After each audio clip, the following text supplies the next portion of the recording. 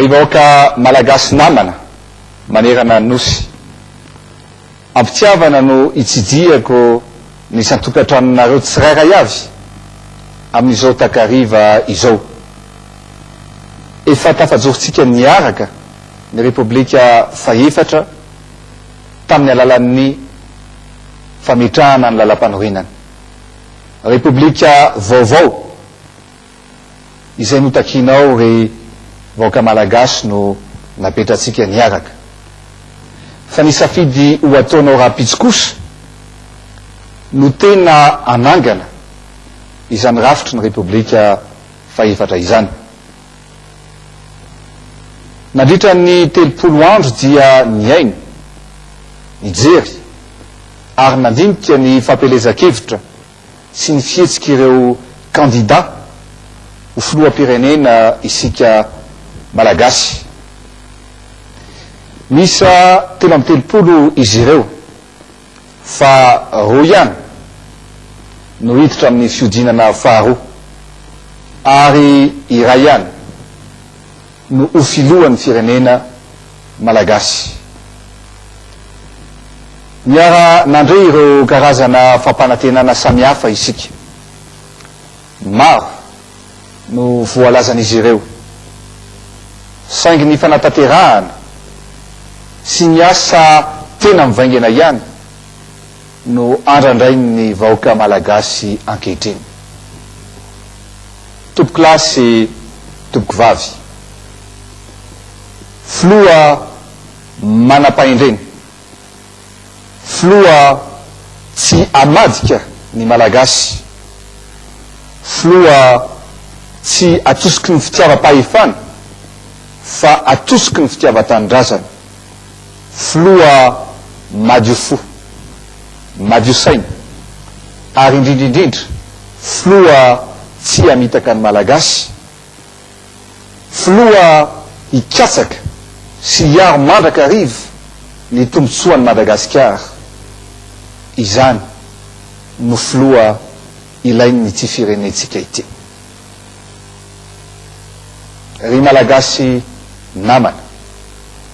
efa naseho anao mandrakarivo ny tsy fanekenao ny tsirariny nisy teto amin'ity firenentsika ity koa matoky hatrany izany fahendrenao izany ny olo-pirenena tsirairay avy dia tokony hitondra ny anjara birikiny amin'ny fampandrosoana ny madagasikara lava sarotra ary tsy mora nefa ny tafiana fandeferana ny lalana nodiavitsika na dia izany aza nefa dia tsy nikely soroka isika nanao ny ezaka rehetra satria hitsampatsika fantatsika ary latsapaka ao am-potsika fa mendrika ny anana ny hoavy mamiratra i madagasikara sy ny vahoaka ato aminy satria masina loatra ity tantsika ity koa tonga ary ny fotoana anehonao ny hevitrao amin'ny alalan'ny safidinao koa manainga ny vahoaka malagasy mananjo rehetra amin'ny tenako anatanteraka ny adidiny amin'ny alalan'ny fandraisana anjara amin'ny fifidianana raha ampitso manandanja loatra ny safidinao satria amaritra ny hoavin'ny madagasikara mandritra ny 5 taona manaraka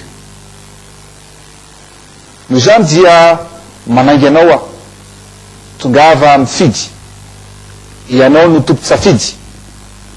efao ny zonao tanterao ny adidinao satria ianao no tompo-teny farana ry malagasy namana eto dia tsy haiko ny tsy sotro sy ankasitraka manokana ny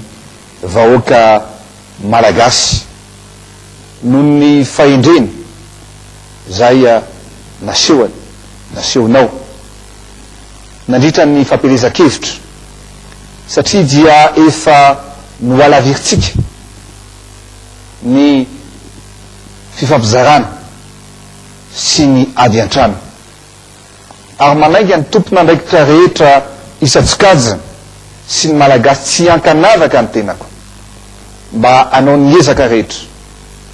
antimombana antsakana sy andavana izozotra ny ty fividianana ity ao anatin'ny fitoniana sy ny filaminana tanteraka izany no fikasatsika izany no faneritsika no tanteraka ne ny sitrapon'Andriamanitra masina ny tanindrazana misaotra tompoky lahy mankasitraka tompoky vavy